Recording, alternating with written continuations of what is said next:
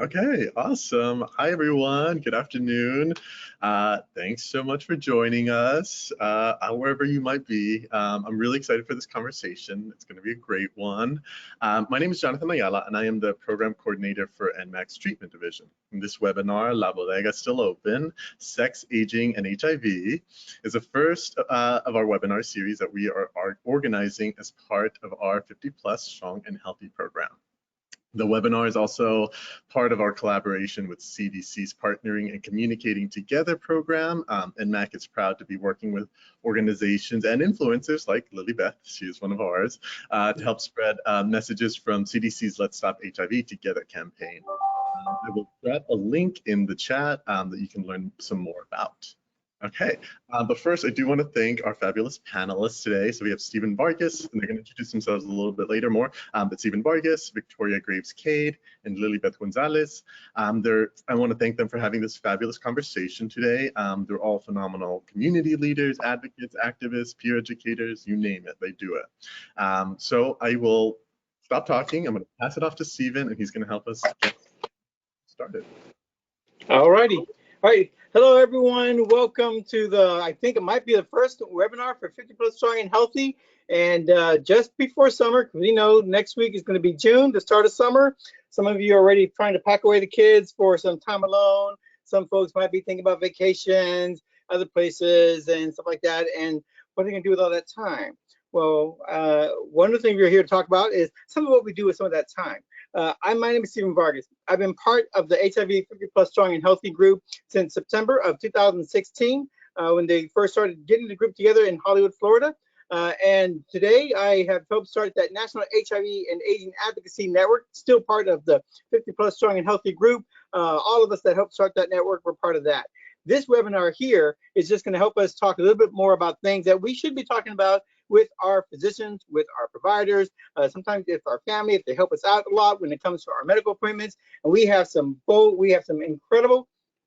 incredible women here.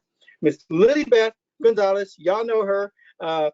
She's the inspiration for the title of this particular webinar. And Lilybeth, I'm going to pass it on to you. Introduce yourself, and you say the title of the webinar. Okay, hi everyone. Okay, now I want to make everyone, I committed to this. That's why I'm here, because I've been very ill. Today's been a very bad day, but you know what? I baked my face and I said, put on a smile and do what you gotta do. I must remain happy. So my name is Lilybeth Gonzalez. I'm a community health educator at GMHC for the past 16 years. I'm also a 50+ scholar for NMAC since 2012. I'm a global ambassador for U=U. I was inducted into Sister Love. I'm also a member of PWN. Forget it. I'm all over the place because I just love to be all over the place.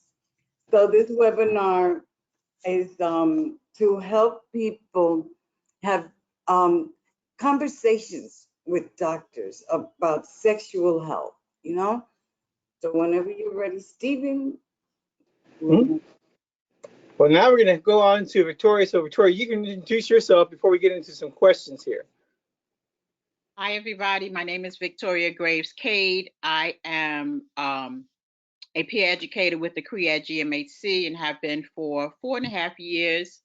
I belong to several organizations as well, and I am a new 50+ Strong and Healthy scholar, which I'm really excited about. I also am on the membership, NAN Membership and Advocacy Committee, and Women of Color Rise Up, our other committee in that program. So I'm excited to be here today. And I was excited about the title because I feel like a lot of times older women, I call myself seasoned, we're overlooked, you know, we're invisible, and our issues are not heard. So I was really excited to be here to talk about this subject. So I'm glad to be here. Thank you, Stephen. Oh, no, thank y'all. Thank y'all. We all need to be talking about this.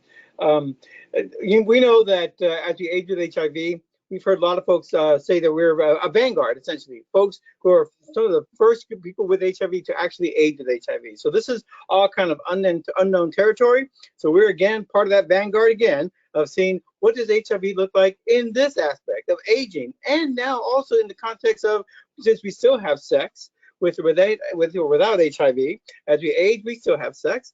That context has to be thrown in there too, and we have to start asking questions and having these conversations, because we know that at this point they're not exactly ready for us as we age with HIV, and we want to make sure that they don't forget about this really important aspect of what makes a quality life for all of us. In many ways, is our sexual lives. The Denver principle said that we all with HIV deserve to have a full and sexual life that we would want to pursue, and so this is part of that to ensure that we have that. So questions. One question that came up was, why is it important, essentially, for us as older adults to have these kinds of conversations with our providers, whether it's a nurse, a physician's assistant, our primary care providers, or folks that help us through that medical care? It's very important, and I'm so happy you themed it. La Bodega is still open, because tag, baby, Bodega open. We still have sex. We use toys. It's very important to have positive sex conversations with your doctor, you know? And your doctor should be asking you, are you sexually active? Are you using protection against STIs or another strain of HIV? She or he should tell you about PrEP and PEP and getting to undetectable. It should be comfortable enough where you know you can go and talk to your doctor about sex. She needs to know how many sexual partners you have. If you partner with men, women, or both. If you just do hookups, you need to be very honest with your doctor so she can know what she's working with, you know. And they need to know that people over 60 have sex. If not, they use toys. So, okay, we need to be included in that conversation. We cannot be invincible just because we're getting older. It doesn't mean our organs stop working. And prolapse organs, that's another thing you have to talk to your doctor about. You know, as you age, your organs just prolapse. Why don't they tell you about this when you're in your 40s so you can use preventative measures? Because the GYN doctor can send you to a pelvic therapist. I've been going to the pelvic therapist teaches you how to breathe and how to exhale by bringing your pelvic muscles up and making them stronger. That way you don't have urinary leakage. Okay? A lot of older people have urinary leakage, and that's very terrible to deal with. So they also have, they tell you about using a step stool. Am I jumping too far? I was wondering about the step stool for one thing, but Victoria, did you want to add anything in before she moves on? Well, what I wanted to add, and Elizabeth covered a lot of things, is that you want to see your doctor for your whole health, not part of your health, and so that's part of the issue, is that they have these stages and they have this paperwork that they're going by. If you're 50, this is happening. If you're 60, this is happening. And there's no cookie cutter way for everybody. So Right. what I experienced, Lily Beth may not experience, and so forth. So that's why you need to make sure your provider is talking to you and your whole health. You're the best expert about your body. Your Yeah. provider is expert in the knowledge that they have, but you're an expert in your whole body. And you want that whole body covered when you go see your provider. So if you're having issues that can pertain to sexual health, bring that up. Don't that provider's there for you. That's my biggest pet peeve. They're there for you, not the opposite. So if it's Right. something that they're not talking about, you got to bring it up. You got to be your best advocate. And I know it can be difficult. It was for me. I learned that. And one of the things I do is I write a list of the questions I have for my provider about what I've experienced over those 3 months, that because I have CRS, and I'll talk about that later, I want them to know what's been going on with me for 3 months. So, that's how I advocate for myself. I write them down because I don't want to get in and feel starstruck. Oh gosh, this is my provider, and I don't want to, ruffle any feathers. No, I have a whole body. I'm a whole person.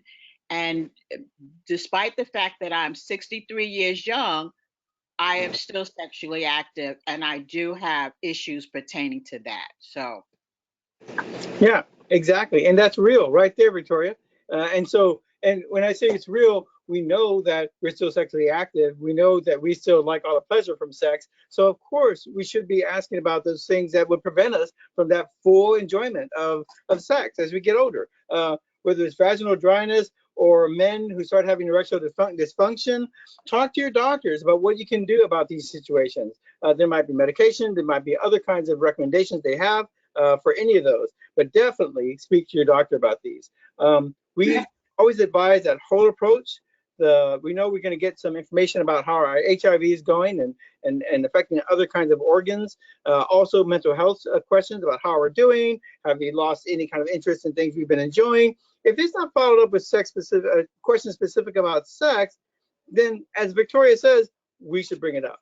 Yeah, essentially. If we just wait for the other person to bring it up, it may never come up. We never get the answers that we need. And the answer to your idea of sexual fulfillment may not be there until way down the road, and all this other time would have been could have been a lot better for you, essentially the way I see it. So yeah, that holistic approach. I think Lily mentioned toys.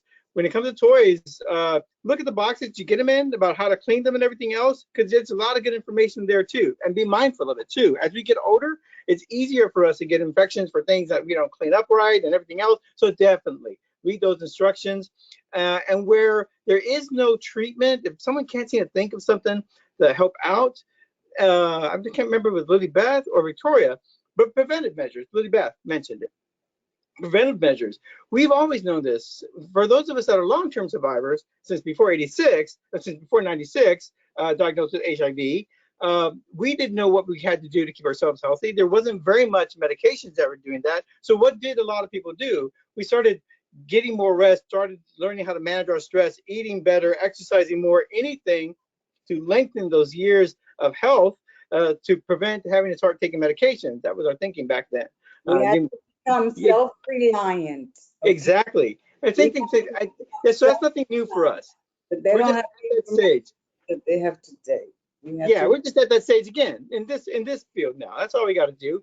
Now, so I'm glad we had y'all, because when it comes to women with HIV, I do hate when doctors just dismiss it as, oh, you're just aging. Okay, yeah. I know I'm aging. Now let's navigate through this. Okay. Right. Don't just dismiss it. I tell my doctors, they run away from me because I tell them, if I don't like you, if we don't have a good rapport, I will fire you. And I fired a few doctors already, because you know what? I appreciate that you're there to help me, but listen to me also, okay? Like, if I'm aging, fine. Well, if my heart is palpitating, I'm having problems, then send me to a cardiologist. If I'm having central nervous problems, send me to a neurologist. Send me to a rheumatologist. My arthritis is all messed up, you know?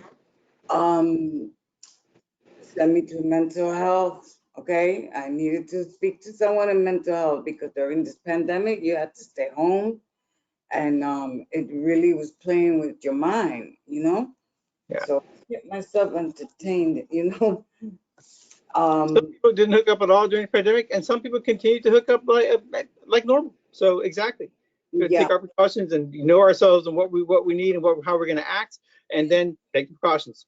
Yeah, advocate for yourself. Doctors are good, but you need to advocate for yourself, because a lot of them just want to do that 15-minute visit. No, I'm not a 15-minute visit. That's the first thing I tell them. I'm not a 15-minute visit. You're going to talk to me, and we're going to have a great rapport. Oh, I said, well, okay, sorry, you run late for your next patient, but you're not running me out. Yeah, you have to be a strong advocate. You really do, because I've been to the hospital lately, like wow, I've been a lot into the emergency room, and the doctors are so overworked and understaffed, and they just don't, they're not focused. You must stay focused on your health, stay alert, and make sure you get what you're properly cared for. Because when she told me, oh, you HIV, you have COVID, you got to stay home, you got fever. I said, excuse me, I do not have fever. Look at my record. It's 97.6. How you going to assume that I have fever? I said, I was diagnosed a week, 2 weeks ago. I took my pills. I'm fine. The PCR, you cannot take a PCR test once you tested positive for COVID because it will come out positive. So you must remain free of a PCR test for 3 months. I hope everyone knows this. You can do the rapid test, but do not do a PCR test because it'll be positive and it'll mess with because Yeah. this COVID will mess with your head, you know? You And know, so, Lily Beth said something that was very interesting, and we need to be mindful of, Yeah. we talk about advocacy, and at the same time, you want to make sure you have that rapport with your primary care provider. That's something that you have to develop.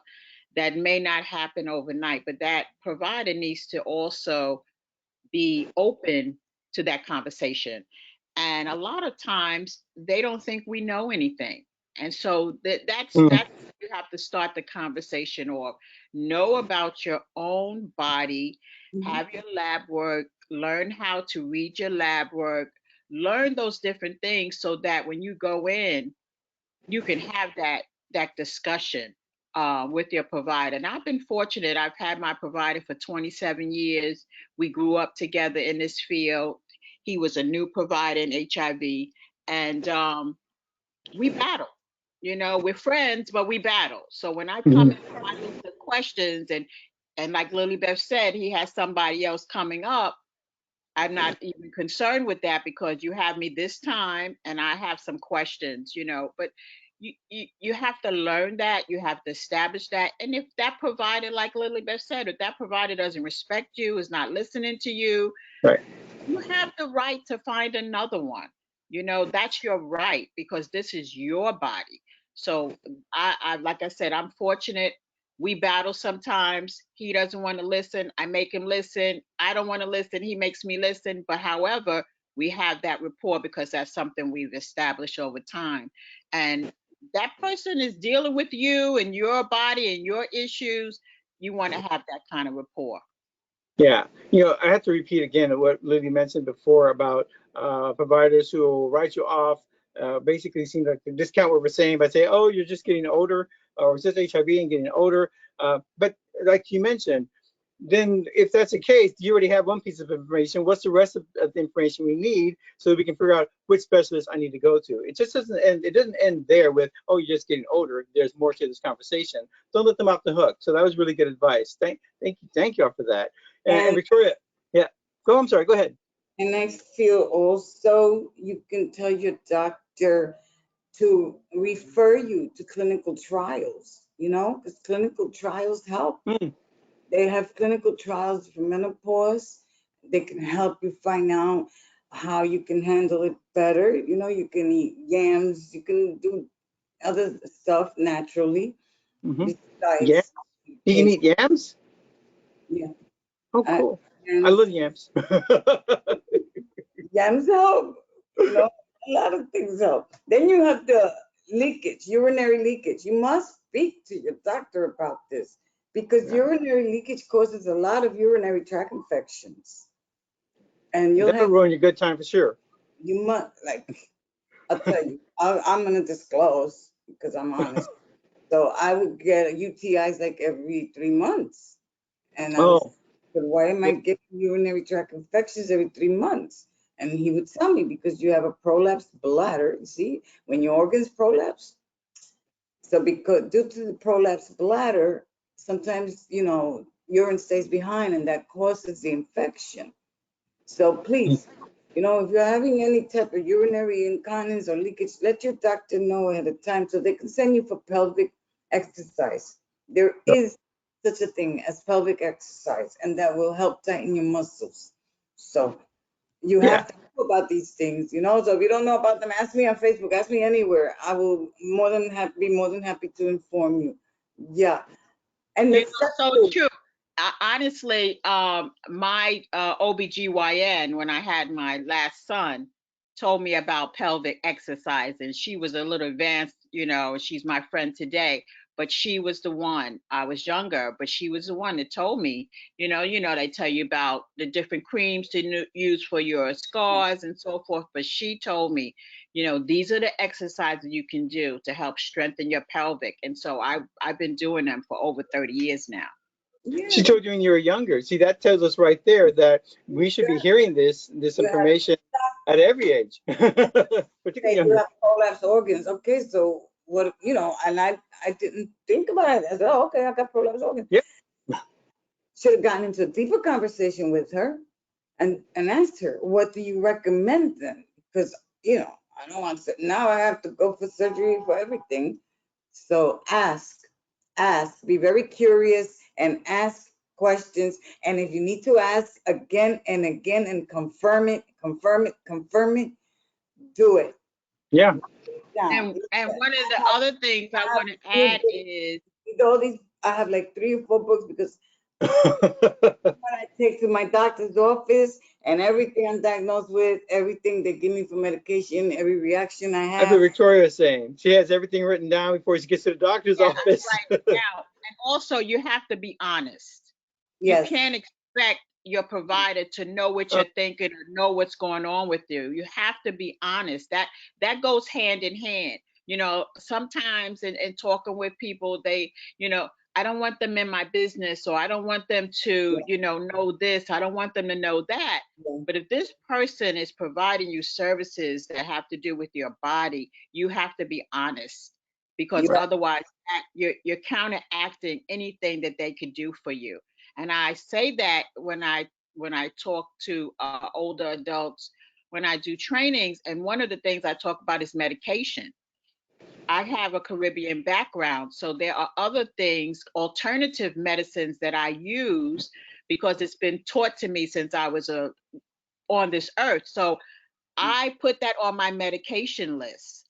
I use Yeah. a lot of turmeric and a lot of ginger as a cleansing, and garlic, so anything that I put in my mouth, I put on my medication list, and I yeah, discuss that because I yeah, don't want that to counteract what else I'm Exactly. getting.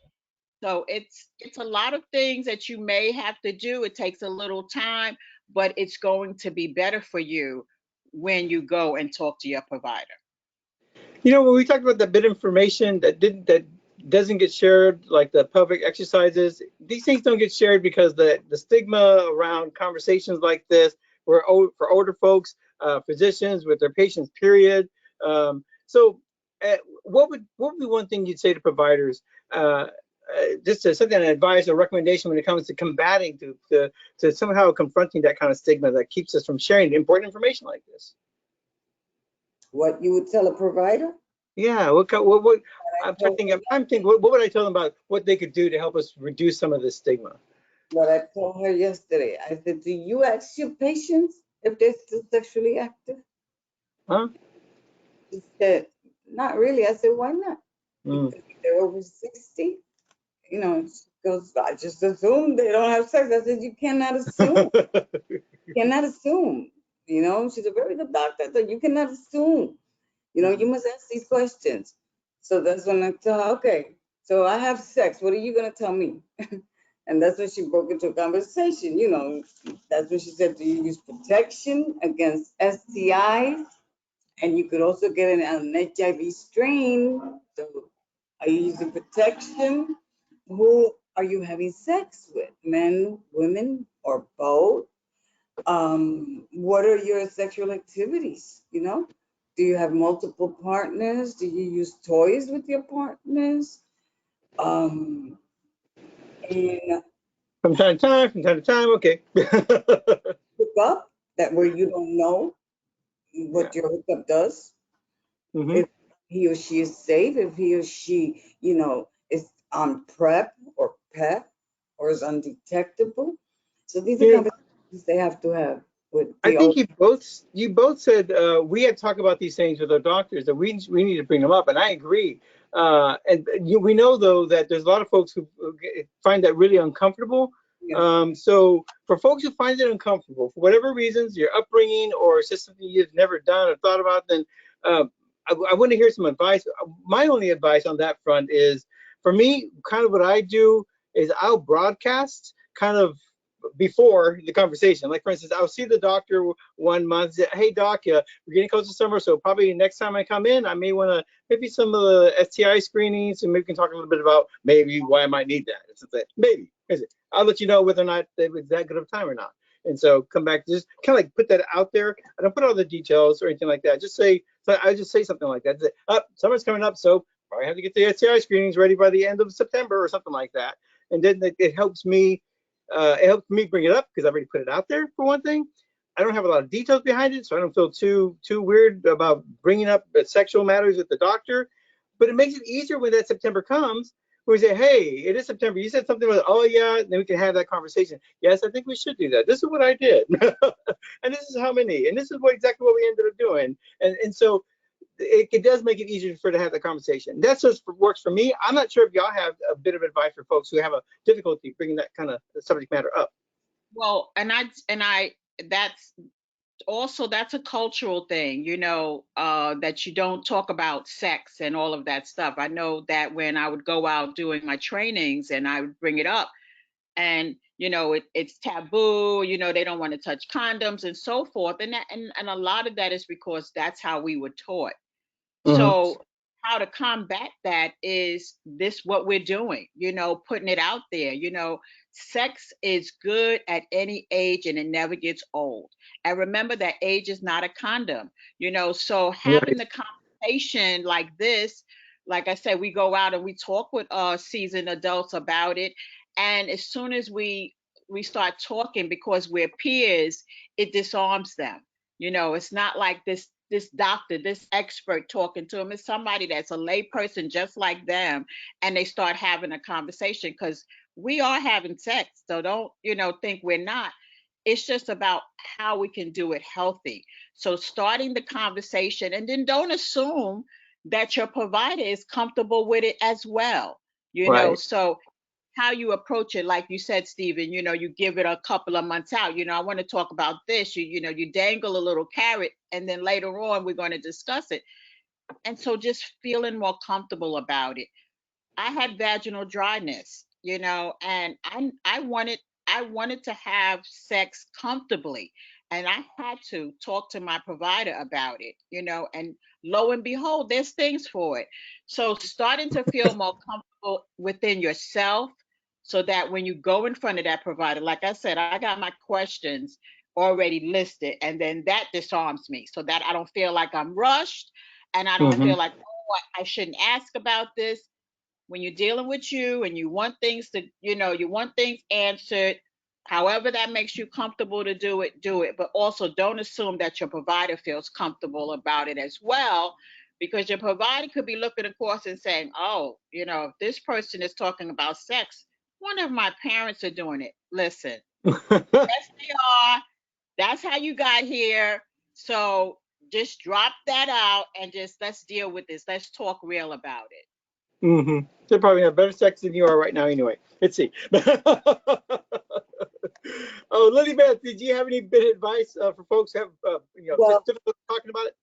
I talk about sex with the folks, so they can feel more comfortable, because culturally it's taboo. You're not supposed to talk about sex. Don't give me a condom because I'm married, then my husband's gonna think I'm messing around. Oh, that one, yeah. Yeah, you have to be very careful. I talk to them very freely, and then they start feeling more comfortable. And I tell them, listen, like Victoria said, write down your question. Tell the doctor, oh, listen, I would like to get tested, for STIs. I might not be sexually active, or I might be, but I would like to get tested, Right. Another thing is, you can, if you don't feel comfortable, then look for a peer navigator that's willing to go with you And the peer navigator can then approach the doctor with these questions. Rather, if you don't feel comfortable speaking about it, then have someone go with you. It could be a friend, it could be a peer navigator, and they can have that open conversation with the doctor, and then you feel more comfortable because you're all three of you are having a conversation. Right. Yeah, that's a good strategy. I forgot about that one. That's a What? good strategy. I forgot about that one. Sometimes when it's difficult having that one-on-one conversation, just the addition of one other person somehow makes it like a really easier conversation to have.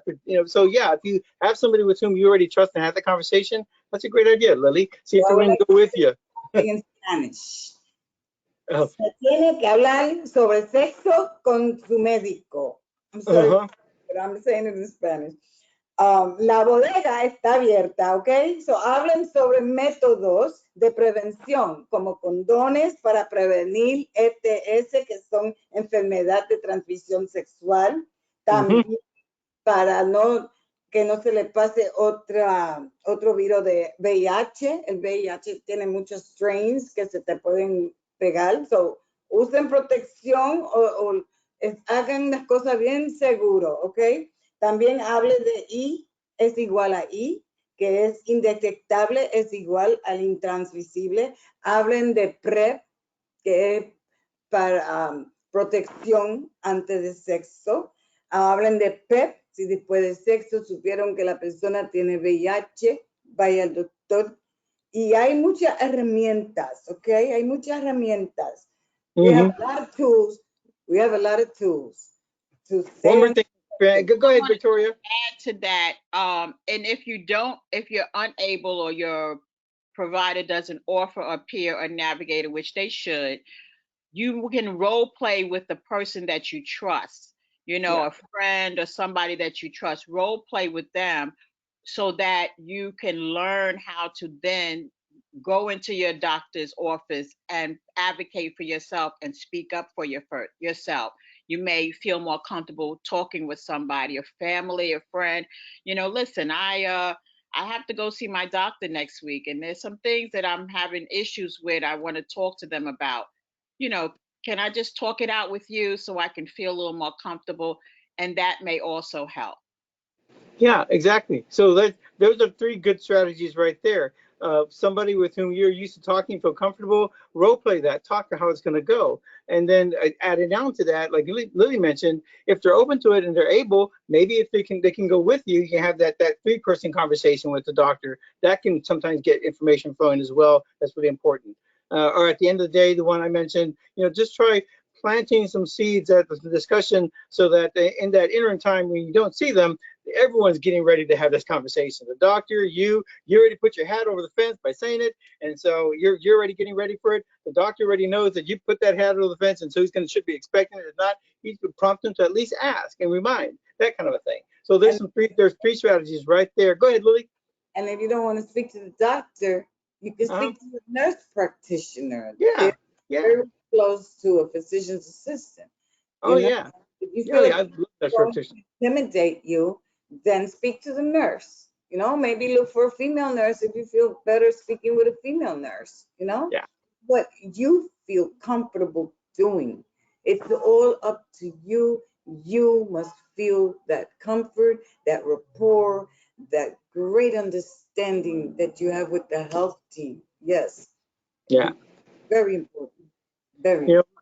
We're going into June, gentlemen, who are listening in on this, and June is Men's Health Month.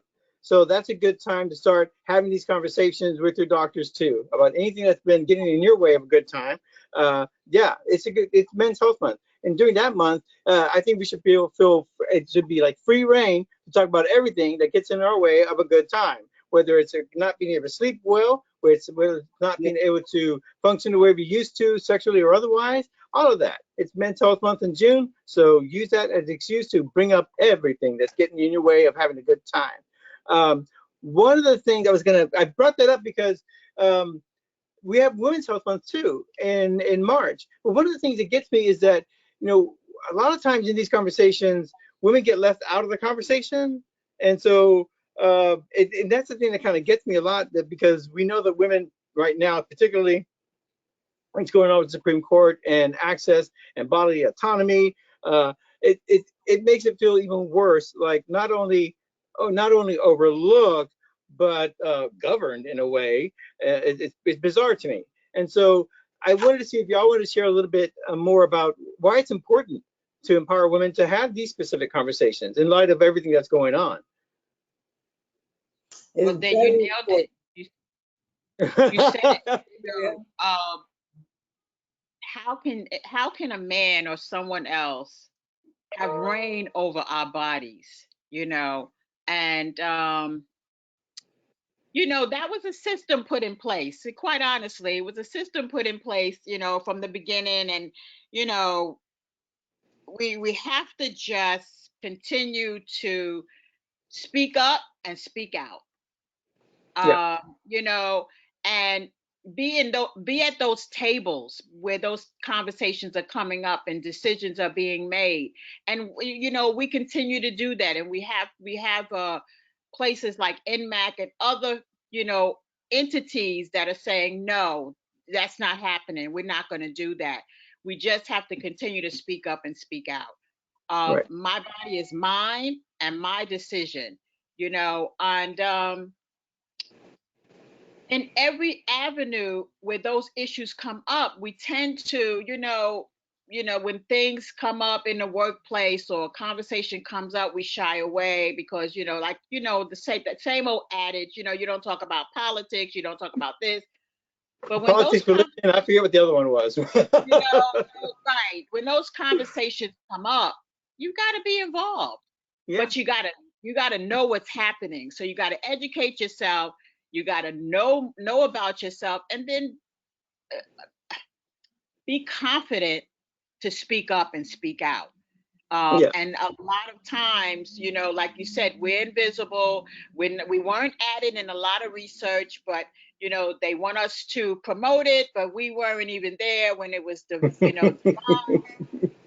so we are doing what we need to do. We're talking about it, and Lilibeth is a great advocate for women. So we have to keep chugging away, going out there, doing what we're doing, speaking up and speaking out, because we are here. We're here to stay. We're not going anywhere. You're not going to tell us what to do with our bodies.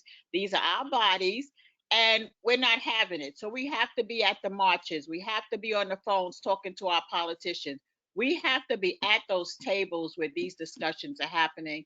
We're at one right now.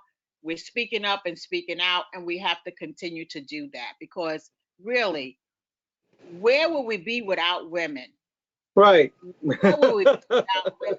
So let us not forget that, and we're not letting anybody else forget that. Exactly. Lily, did you want to add anything to that?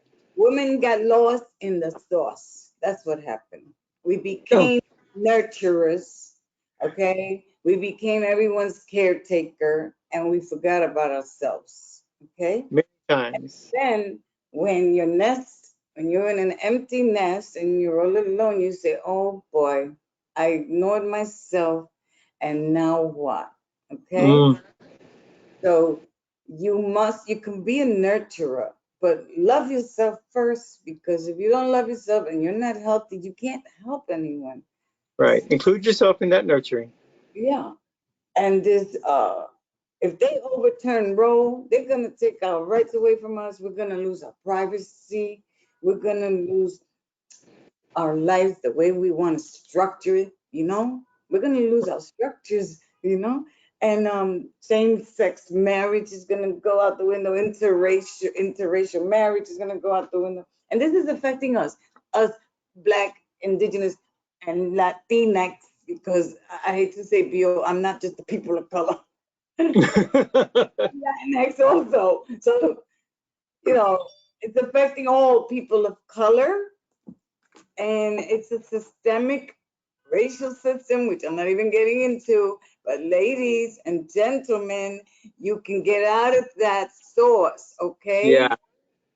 Go to groups, go look for resources, reach out to us. Listen, I'm with MMAC, I'm with Jimmy C, I'm on Facebook.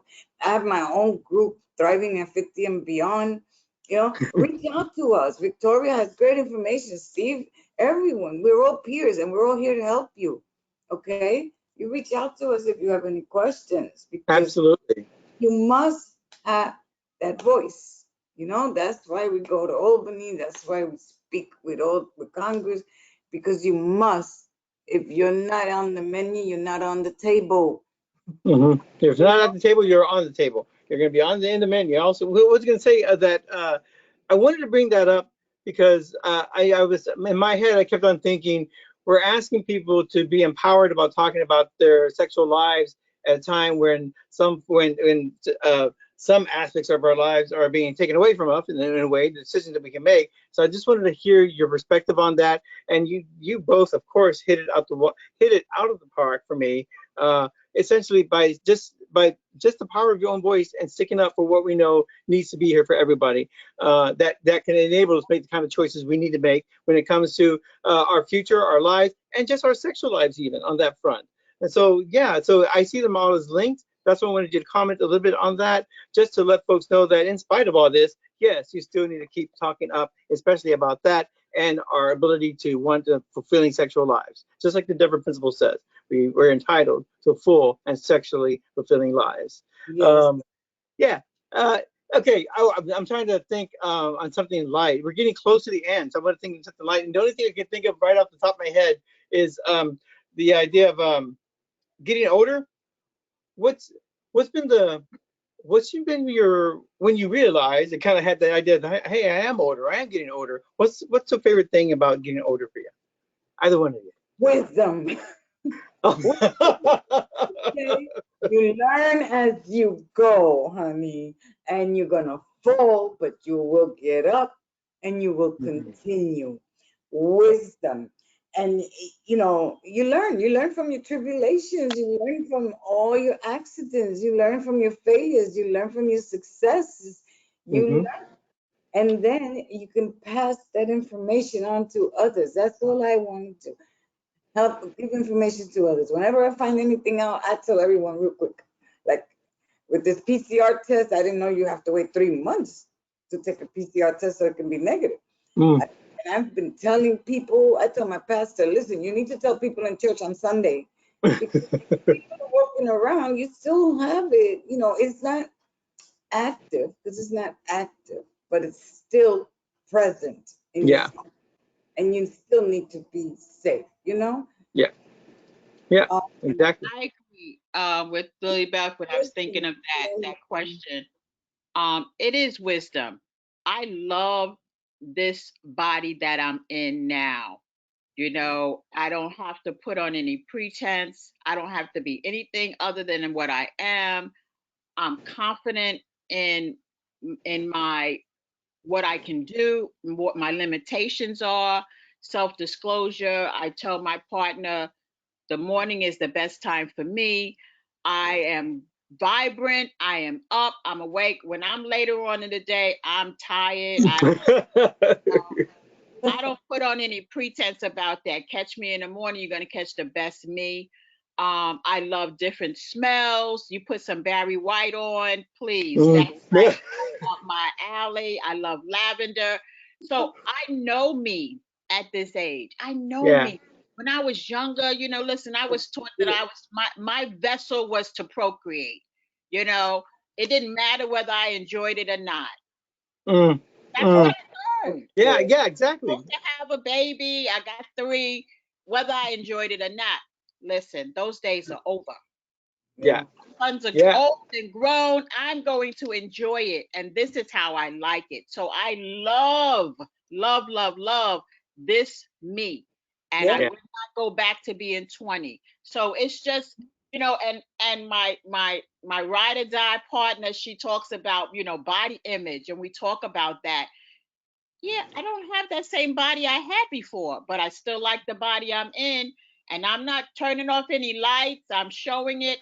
You gotta love you. Lily Beth talked about that. You gotta be happy about who you are. Our images show us that we're supposed to be decrepit and with a cane.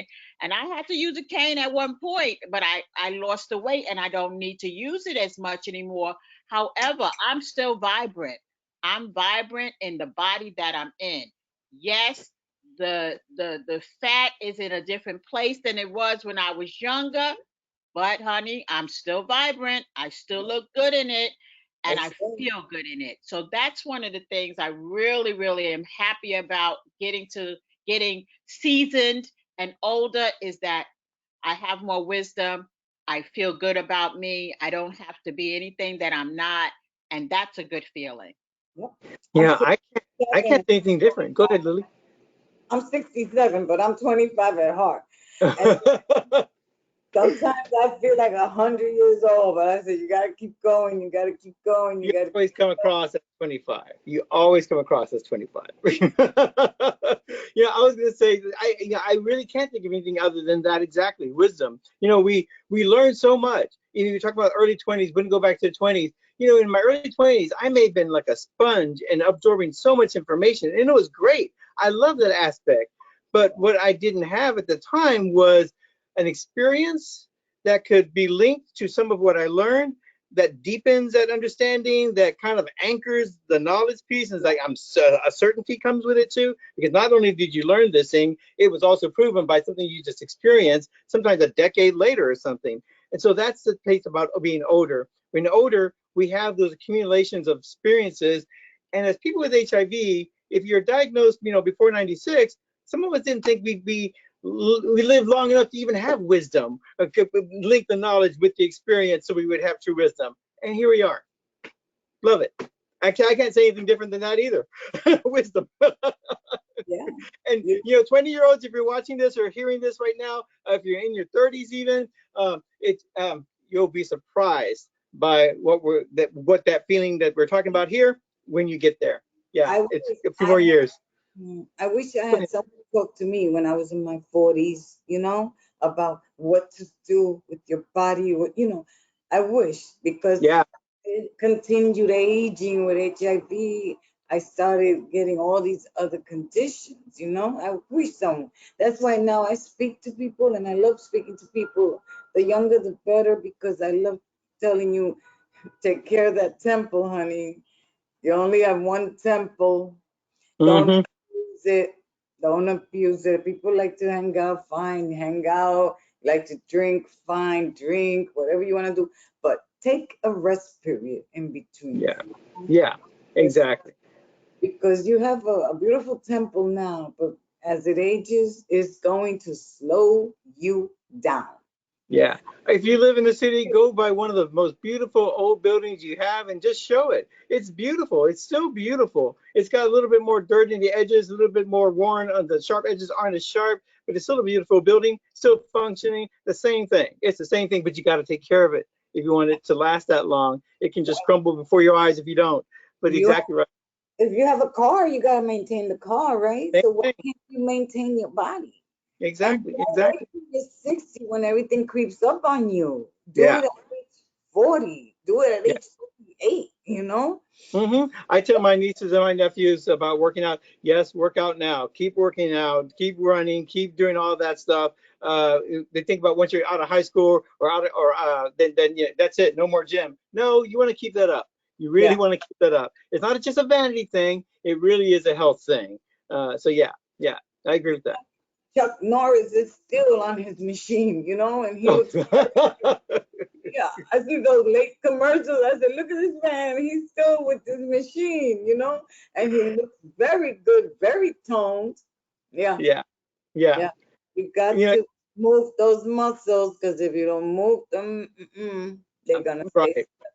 They're gonna We know stay. what it's like when you even try just to sit still for a while to watch a show and get up to get something to drink or something. Oh gosh, yeah, we know what it's like. You got to keep them moving. We got to keep them And moving. I'm gonna talk about something that might be taboo, but listen, I have to bring it out.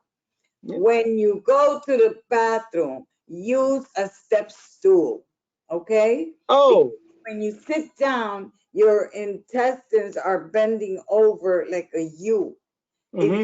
step stool, right? And I'm gonna try to show you like as much as I can.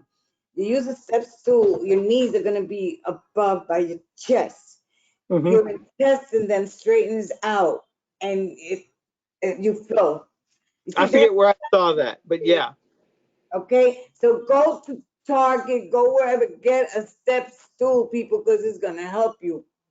Yeah. Will flow easily, and because do not push when you're constipated. That causes pockets, and that's how I got diverticulitis. Okay, Right. by pushing. Do not push. Do not push because you will regret it. You You will drink get. coffee. I put fiber in my coffee every morning. That's another helpful thing right there. And you're right with the step stool. It's that straight up and down that, well, let's see, how do you say that? What, everything comes out much more easily. It flows right out. Yeah. Yeah. Yeah. Also, like I said before, what you put in your body is what's going to come out of your body. So you have to be careful about everything that you're putting in your mouth and putting in your body.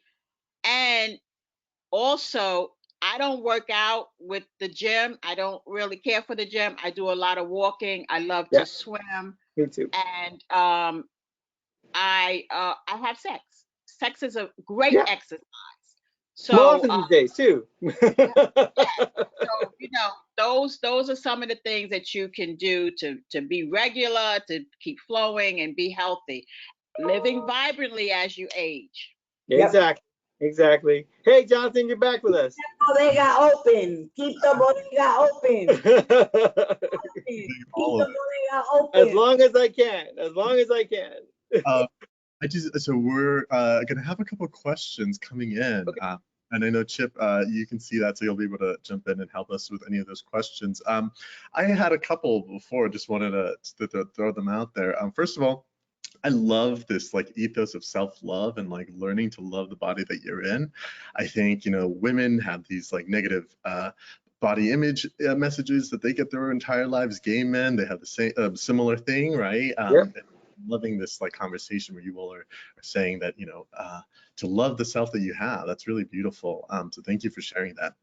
One question that I did have for folks who are maybe working at various agencies, direct service agencies, sexual health in particular, right? They think, or a lot of times, right, the demographics are going for 25 to 34-year-old, right?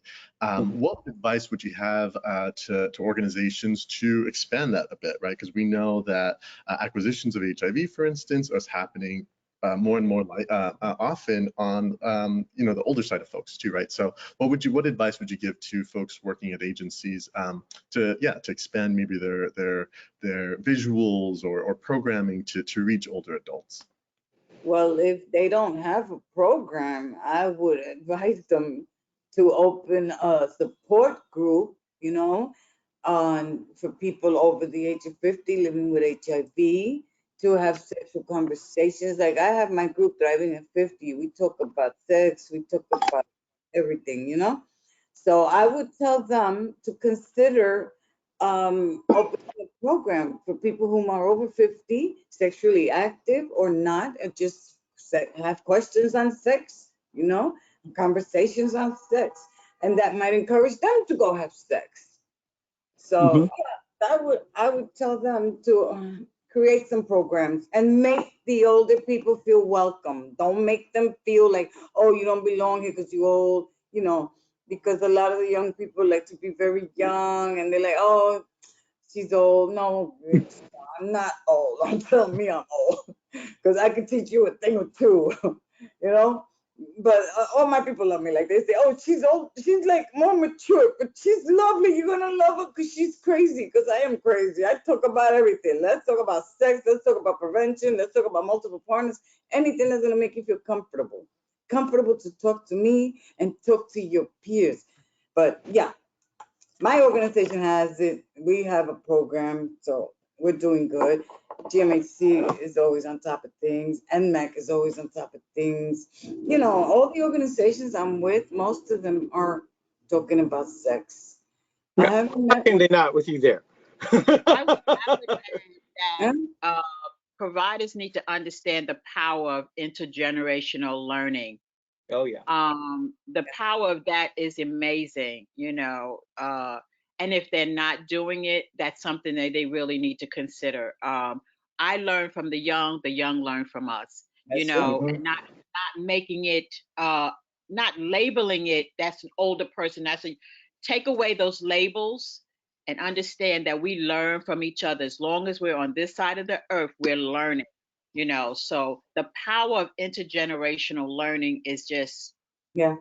priceless, Oh, yeah. and Yeah. be open to that. Be open to it. My young boys love me. I love my young boys. Yeah. The only thing I have to add to that is just a story from my youth again, from when my parents were still alive.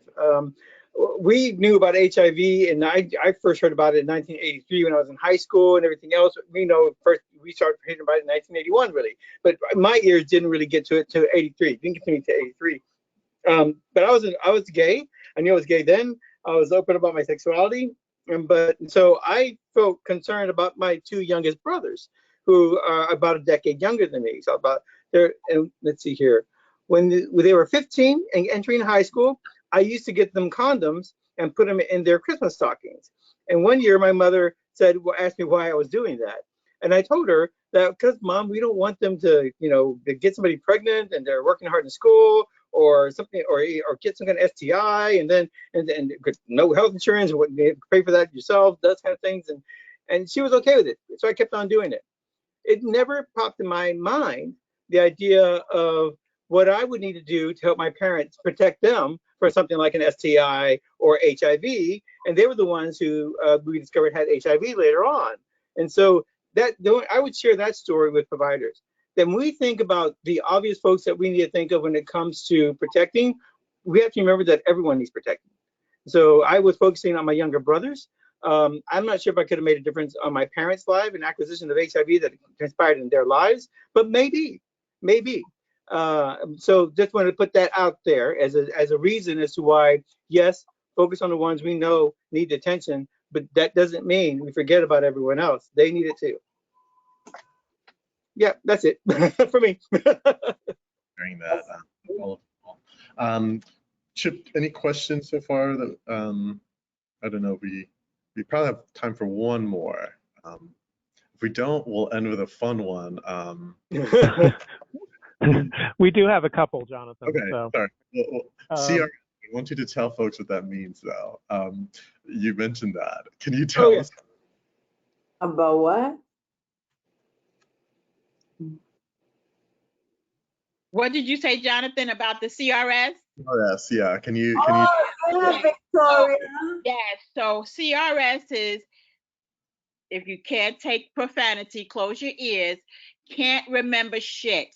And so I suffered from that since I was in my 50s. I started glasses at 40, and I started CRS at 50. Can't remember shit.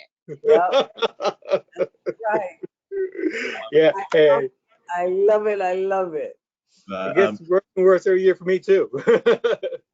So Chip, I think we have time for perhaps one. Sorry, I took up too much time, but yeah. Yeah, no problem. One's a quick one. Can you please repeat the time window on the PCR test? Okay. 3 months. When you test positive for COVID, you must wait 90 days before you get retested with a PCR test. A rapid test will be negative, but the PCR test will be positive. Well, my rapid test was negative. I can't say yours will be negative. It depends on your system because we all have different systems. But please wait 3 months before you get a PCR test, because they're going to tell you have COVID and you're going to bug out, because they gave me the pills for COVID, molnupiravir, something like that. And by day 3, I was feeling okay, I didn't have any problem. My thing was stuffy nose, headache, body aches. Now I have what they call long COVID, residual COVID. Residual COVID is that 3-month COVID that stays behind.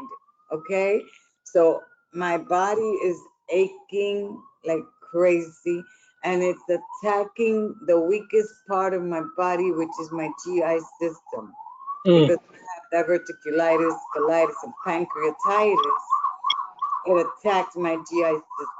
So I'm not panicking. Like when they first told me I had it, I panicked. I said, oh my God, am I gonna die? I have to see watch my granddaughter, because she's only 9 months. I said, I gotta watch her grow. So you bug out when they first tell you, but get those pills and you'll feel better, and just take it one day at a time. Like I know this is a residual COVID, so I'm not gonna say, oh my God, COVID is taking over my body, because then Your cytokines are gonna act up. Your brain is gonna act up. Your metabolism, your whole body's gonna freak out. You're gonna get stressed, and you will get worse. So just take it one day at a time, and just say, okay, it's residual. I'll deal with it. If you're in pain, like I took a Tylenol because I keep getting this headache, but you can do it.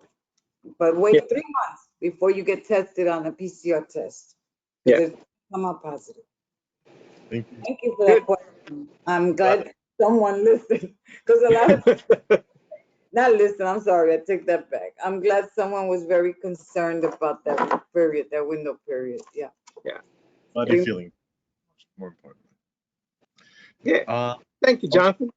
Thank you all. So this is our time for today. Again, I want to thank you, Stephen, for facilitating this conversation, Lily Beth for adding so much, Victoria for adding so much, and you all were just fantastic. I'm really, really happy. Thank you so much for having me here. Thank you.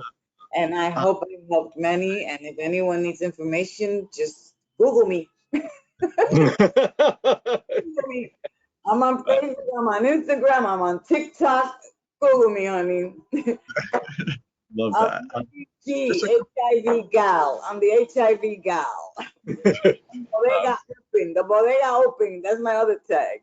Yeah, that's what I know. Got the socials in the chat. We'll I'm do so it. glad you've seen this Bodega. La Bodega is still open. I love it. I'm so It's on you. It's the first thing that comes to mind when you think about folks aging with HIV and sex. But they got still open. Hi, Lily Beth. I just had to say that when I went to the USDA conference. I said, wait a minute. I gotta say, my Bodega is still I remember. It went crazy. And it's stuck to me. It stuck in my job. Everybody was tagging me. Bodega open. Bodega open. Okay. So just quick things as we begin to wrap up here. Yeah.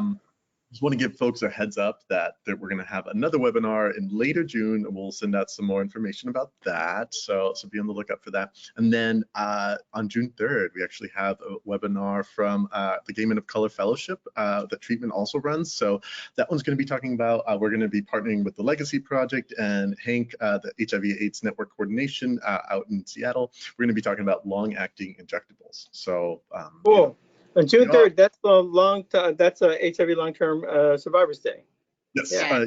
They're gonna do a procedure on me on the 2nd. I hope I come out okay.